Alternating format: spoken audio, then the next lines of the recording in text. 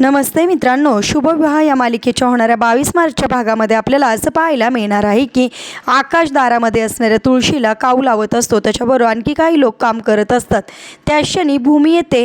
भूमी तिथे येता क्षणी आकाशच्या हातामध्ये असणाऱ्या ताटातील काऊ खाली पडते आणि भूमीचे पाय त्याच्यामध्ये भरले जातात. त्यानंतर भूमी म्हणते, आज माझ्या नोकरीचा पहिला दिवस आहे आणि तू मुद्दामून हे सगळं काही केलं असं म्हणून त्याच्यावर चिडते.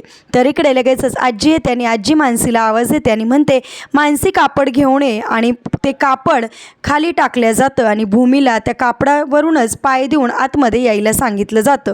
भूमीसुद्धा तशीच करायला लागते. तर इकडे लगेचच आकाश देवीला म्हणतो की आई योगेश्वरी देवी, आता हे लक्ष्मीचे पावलं आलेले परत माघारी जाऊ देऊ नको.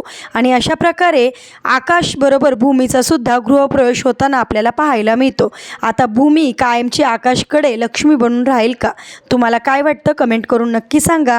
आणि असेच मालिकेच्या पुढील अपडेटसाठी तुम्ही आपल्या रंजक मराठी चॅनेलला नक्की सबस्क्राईब करा. थँक्यू.